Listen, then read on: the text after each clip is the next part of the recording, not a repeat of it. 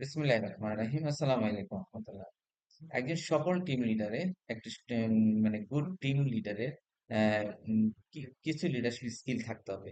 উনি একটা টিম চালানোর জন্য ওনার কিছু দক্ষতা থাকতে হবে, ব্যাপার এই দক্ষতাগুলো একটা কালচার থাকতে হবে ওনার ভিতরে। এই সম্বন্ধে আমি আজকে কয়েকটি কথা বলবো। আসল কথাগুলো, যোগাযোগের দক্ষতা। একজন সফল টিম লিডারকে প্রথমত কমিউনিকেশন স্কিলটা প্রপার থাকতে হবে। কমিউনিকেশন স্কিলটা স্পষ্ট দিক নির্দেশনা দিন। টিমের লক্ষ্যটা কি? টিমে কার কাছ থেকে কি ধরনের কাজ চান, কাজের সময়সীমা কতদূর, কার সাথে কমিউনিকেট করতে হবে, কতক্ষণ কমিউনিকেট করতে হবে, কি ধরনের অ্যাচিভমেন্ট আনতে হবে, অ্যাচিভমেন্ট আনলার পরে সেটা কি কি করবেন, দিনে কখন কাজ শেষ করতে হবে, কখন কাজ শুরু করতে হবে, এবং কিভাবে ফাইন্যান্সিয়াল ম্যানেজমেন্ট হবে, এটসেট্রা এটসেট্রা। যত টিমের ম্যানেজমেন্টের কাজ আছে সঠিক দিক নির্দেশনা বুঝিয়ে দিতে হবে। আরেকটা হচ্ছে লিডারকে সবসময় অ্যাক্টিভ লিসেনার, মানে সক্রিয় শ্রবণকারী হতে হবে। দেখা যায় যে লিডার কথা শুনতে চান না, ও এটা তো জানি বা এটা জানি, এটা দরকার নাই, মানে আমি আপনার চেয়ে বুদ্ধি আছে, কিন্তু আসলে দেখা যায় একজন দুর্বল টিমমেটের দেখা যায় ওনার অনেক প্রবলেম থাকতে হবে। উনি হয়তো আপনি যদি আইকিউ ধারণ করেন, উনি হয়তো আইকিউ ধারণ করছে না। তাহলে ওনার কাজটা আপনি যদি না শুনেন, একটি লিসেনার, তাহলে ওনাকে কিন্তু আপনি প্রপারলি কমিউনিকেশন করতে পারবেন। টিমের মতামত, সহমত, সমস্যা, আইডিয়া শেয়ার করা, এগুলি শুনতে পারবেন না। তাহলে আপনাকে অবশ্যই অ্যাক্টিভ লিসনিং, অ্যাক্টিভ লিসেনার হওয়া লাগবে। একটা ডেলিগেশন এবং ট্রাস্ট, অর্থাৎ দায়িত্ববন্ধের এবং বিশ্বাস স্থাপন। সঠিকভাবে টিমের কার স্ট্রেংথ কতটুকু, এটা কিন্তু আপনার আগে জানতে হবে। কার নলেজ, কার ক্যাপাবিলিটি, কার আইকিউ, সে অনুযায়ী কাজটা দায়িত্ব দিতে হবে। একজন দুর্বল আইকিউ কে সবল বেশি মানে মানে ইম্প্যাক্টফুল কাজ না দেওয়াই ভালো। তাহলে ওইটা ব্যর্থ হবে। আর একটা মাইক্রো ম্যানেজমেন্ট, কাজ দেওয়ার পরে, কাজটা বুঝে দেওয়ার পরে মাইক্রো ম্যানেজমেন্ট থেকে আপনাকে দূরে থাকতে হবে। মাইক্রো ম্যানেজমেন্টে দূরে থাকার অর্থ যে আপনি তাকে বারবার ফোন করেন, তাকে তাকে আবার ডেডিকেশন, তাকে আবার কাজ বোঝান, তাকে আবার, এতে দেখা যাবে যে টিমের হারমোনি নষ্ট হচ্ছে। মানে ওই লোকটার প্রতি আপনার বিষয় মানে বছর বুঝে আমার বিশ্বাস নাই, বা স্যারে আমার বিশ্বাস নাই। তাহলে তাকে স্বাধীনতা দেন এবং কাজটা আপনি ইয়ে করুন। আর একটা ফিডব্যাক এবং কোচিং। ফিডব্যাক এবং কোচিংটা কি? গঠনমূলক ফিডব্যাক, কনস্ট্রাকটিভ ফিডব্যাক। কনস্ট্রাকটিভ ভুল হলে তার সামনাসামনি, সবার সামনে, টিমের সামনে তাকে অপমান অপদস্থ না করে, এটা তাকে নিয়ে বসে তার সমস্যাগুলো তাকে ফিডব্যাক দিতে হবে। এবং সে কোথায় কি কাজ করবে, কিভাবে কাজটা শুরু করবে, এগুলি পুনরায় তাকে ইন্টারভিউ বুঝাতে হবে। মেন্টরিং করেন সবসময়, যেন কাজ শেষ না করেন, মানে কাজ শেষ করে না করে উঠে না, একটা সাহস, মেন্টরিং, কনফিডেন্স, ডেলিগেশন, এগুলি লাগবে।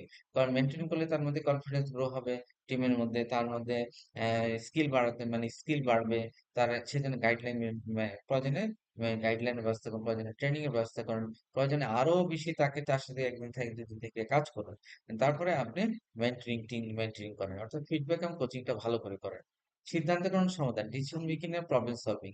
উদ্যোগ না বাড়িয়ে সমস্যা সমাধান নেই। অনেক সময় দেখা যায় টিমের, আপনি পারছেন না, আপনার দিয়ে হবে না, বা আরে ভাই আপনি চাকরি থাকবে না, আরে ভাই আপনি আহ, এটা করেন সেটা করেন, এই ধরনের বকাঝকা না করে যে কোনো ঠান্ডা মাথায় মূল রুট কজ বের করে তাকে সমাধান করতে হবে। ঠান্ডা মাথায়, ঠান্ডা মাথায়, বারবার বলছি, রুট কজটা বের করে সঠিক সিদ্ধান্ত।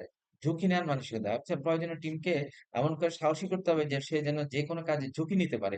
এই ঝুঁকি নেওয়ার মানসিকতা তাকে তৈরি করতে। ইমোশনাল ইন্টেলিজেন্স, ইকিউ, মানে প্রমাণিত ইমপেথি, সিম্পেথি, সিম্পেথি না, আমি ইমপেথেটিক হতে পারে। টিম মেম্বারদের ব্যক্তিগত মানসিক চাপ থাকলে সেটা বের করুন। ব্যক্তিগত পারিবারিক সমস্যা থাকলে সেটা বের করুন। তার অন্য কোনো জটিলতা থাকলে তার যদি কাজ আস্থাহীনতা, বা কোম্পানির প্রতি আস্থাহীনতা, আপনার প্রতি আস্থাহীনতা, বা কাজের প্রতি আস্থাহীনতা, বা সে কাজ করতে পারছে না, এই ধরনের ইমপ্যাথি গুলো মানসিক অনুধাবন করার চেষ্টা করুন। ধৈর্য, আত্মনিয়ন্ত্রণ করুন। কঠিন পরিস্থিতিতে ডেডলাইনের চাপে নিজে অনেক সময় দেখা যায় টিমের কাজে ব্যর্থতা আপনার উত্তর দিতে হতে পারে না। এই সব ধৈর্য, এগুলো হলে টিম চালাতে পারবে না। ধৈর্যশীল হতে হবে, আত্মনিয়ন্ত্রণ হতে হবে। তারপরে সময়, টাইম এবং প্রায়োরিটি ম্যানেজমেন্ট। সবসময় টাইম ম্যানেজমেন্ট করবেন। জরুরি গুরুত্বপূর্ণ কাজ আলাদা করুন। কোনটা কাজ, কোনটা আগে, কোনটা একসাথে সব কাজ না করে আগে কোনটা, আগে অগ্রাধিকার, মানে আগে গুরুত্ব, প্রায়োরিটি নির্ধারণ করুন। উৎপাদনশীলতার মানে উৎপাদনশীল টুল ব্যবহার করেন। যেমন উৎপাদনশীলতার টুলস কি কি, যেমন ক্লিক আপ, তারপরে এসেনা, তারপরে ট্রিলিও, এই ধরনের উৎপাদনশীল টিপস বিভিন্ন আছে। টুল ব্যবহার করে ট্র্যাক, টিমের ট্র্যাকটা বজায় রাখতে হবে। অর্থাৎ উৎপাদন টুল মানে কি, আপনি ডিজিটাল টুল ব্যবহার করে টিমের বিভিন্ন অ্যাক্টিভিটি গুলো আপনি শেয়ার করবেন এবং প্রোডাক্টিভিটি অ্যানালাইসিস করবেন, এভাবে। সংক্ষেপে আমি সবার শেষে বলবো, একটি টিম, ভালো টিম লিডার হুকুম দেন না, নিজে কাজ করেন, তিনি সুপারভাইজার করেন।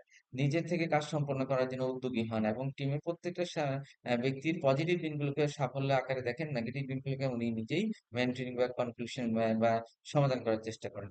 তো আমি আজকের আমার যে আলোচনা, একজন টিম লিডার কিভাবে একটা টিমকে পরিচালনা করবে, কি স্কিল বা দক্ষতা সেই বিষয়ে কথা বললাম। আশা করি আপনাদের কাছে ভালো লাগবে। ভালো লাগবে, লাইক কমেন্ট সাবস্ক্রাইব করে আমার সাথে অ্যাটাচমেন্ট থাকেন। আসসালামু আলাইকুম ওয়া রাহমাতুল্লাহি ওয়া বারাকাতুহু।